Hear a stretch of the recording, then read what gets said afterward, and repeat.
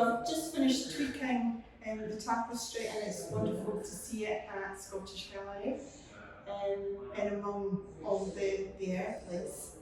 This tapestry's taken me nearly 7 months to weave, so I started it in December during the second lockdown.